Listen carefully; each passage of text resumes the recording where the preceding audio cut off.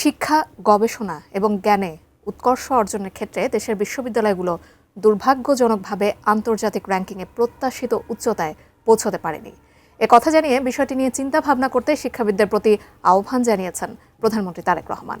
উচ্চশিক্ষা প্রসঙ্গে ঢাকা বিশ্ববিদ্যালয়ে এক কর্মশালার উদ্বোধনীতে আজ তিনি আরও জানান, স্কুল পর্যায় থেকে কারিগরি ও ব্যবহারিক শিক্ষা বাধ্যতামূলক করার পরিকল্পনা নিয়েছে সরকার। ঢাকা বিশ্ববিদ্যালয়ের নবাব নওয়াব আলী চৌধুরী সিনেট ভবনে বাংলাদেশ বিশ্ববিদ্যালয় মঞ্জুরি কমিশন ইউজিসি আয়োজিত বাংলাদেশে উচ্চশিক্ষা রূপান্তর টেকসই উৎকর্ষের রোডম্যাপ শীর্ষক জাতীয় কর্মশালা। কিন্তু বাস্তবতা হচ্ছে আমাদের একাডেমিক পঠন পাঠন ও গবেষণা কর্মের সাথে শিল্প খাতের চাহিদার তেমন খুব একটা মিল পাওয়া যায় না।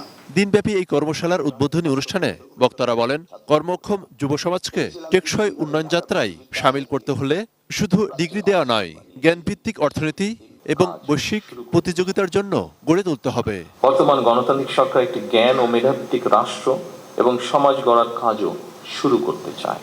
প্রধান অতিথির বক্তব্যে প্রধানমন্ত্রী তারেক রহমানও বলেন, নৈতিক কারিকুলাম ছাড়া বৈশ্বিক প্রতিযোগিতায় টিকে থাকা কঠিন। আনফরচুনেটলি খুব সম্মত বাস্তবতা হচ্ছে একবিংশ শতাব্দীতে শিক্ষা, গবেষণা এবং জ্ঞানের উৎকর্ষ অর্জনের ক্ষেত্রে বিখ্যাত বিশ্ববিদ্যালয়ের র্যাঙ্কিংয়ে আমাদের বিশ্ববিদ্যালয়ের অবস্থান এখনো মনে হয় প্রত্যাশিত উচ্চতায় পৌঁছতে পারেনি।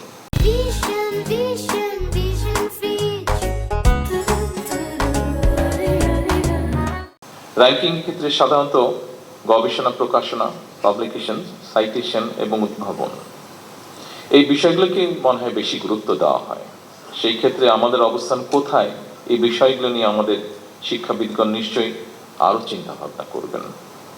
শুধু পুঁথিগত শিক্ষায় নয়, বিশ্ববিদ্যালয় গবেষণা এবং উদ্ভাবনের দিকে মনোযোগ না দিলে মনে হয় প্রতিযোগিতামূলক বিশ্বে আমাদের টিকে থাকা কিছুটা হলেও কষ্টসাধ্য হয়ে পড়বে। তিনি বলেন, সিলেবাস সময় উপযোগী করার কাজ এরই মধ্যে হাতে নিয়েছে সরকার। এতে করে শিক্ষার্থীরা বিকশিত হতে পারবে এবং ক্যাম্পাস জীবন থেকেই তৈরি হবে উদ্যোক্তা। প্রাথমিকভাবে বিভাগীয় শহরগুলিতে অবস্থিত বিশ্ববিদ্যালয়ের সঙ্গে স্থানীয় শিক্ষা ও ব্যবসা প্রতিষ্ঠানের সম্পর্ক স্থাপন করার এই কার্যক্রম শুরু করার উদ্যোগ সরকার নিচ্ছে। এ ধরনের শিক্ষা ও দক্ষতা বিষয়ক আয়োজনকে উৎসাহিত করার পরিকল্পনা আমরা নিয়েছি। শুধু উচ্চশিক্ষার ক্ষেত্রেই নয়, স্কুল পর্যায় থেকেই সরকার শিক্ষা কারিকুলামে কারিগরি এবং ব্যবহারিক শিক্ষা বাধ্যতামূলক করার পরিকল্পনা গ্রহণ করেছে। মেধা পাচার রোধ করে মেধার বিকাশ ও লালন করে ভবিষ্যৎ চ্যালেঞ্জ মোকাবেলা করার কথা বলেন প্রধানমন্ত্রী। তবে আমরা যেন আমাদের রাষ্ট্র ও সমাজের আবহমান কালের ধর্মীয়, সামাজিক, নৈতিক মূল্যবোধ হারিয়ে না ফেলি। Monirul Islam Mintu, ATN news, Dhaka.